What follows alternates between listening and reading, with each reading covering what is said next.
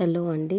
Veerabhadraswamy temple దగ్గర శ్రీశైలంలో చూడండి భక్తులంతా ఎలా పడుకొని ఉన్నారో నైటు 1 గంట ఆ టైంలో చూడండి. ఆ ప్లేస్ పడుకోవడానికి చాలామందికి బాగా ఉంటుందండి. ఎందుకంటే వెహికల్స్ ఎక్కువ తిరగవు, అక్కడ కొంచెం ప్రశాంతంగా పడుకోవచ్చు. అందుకని చెప్పేసి అంత చూడండి అక్కడికి వెళ్ళి పడుకుంటాడు. అక్కడే వీరభద్రస్వామి గుడి ఉంటుంది. ఆ ఖాళీ ప్లేస్ మొత్తం చాలా ఎక్కువగా ఉంటుంది. అందుకని అక్కడే అందరు వెళ్ళి పడుకొని ఉంటారండి. చూడండి.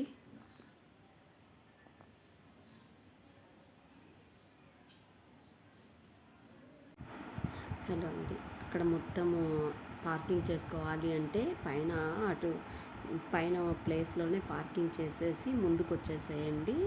ఇలా స్ట్రైట్గా గుడి దగ్గరికి వెహికల్స్ అవి ఇవి తీసుకొని వచ్చారంటే చాలా ఇబ్బంది పడతారు. అలా రాకండి, పైనే పార్కింగ్ పెట్టేసేయండి. చిన్న డౌన్లో నడుచుకుంటూ వచ్చినా సరిపోతుంది.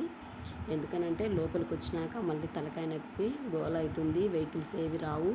జనాలు చాలా ఫుల్గా ఉన్నారండి. మేము నైటు 3-2 అవుతుంది టైము. ఈ టైం కాబట్టి ఇంత తక్కువ రద్దీ కనిపిస్తుంది.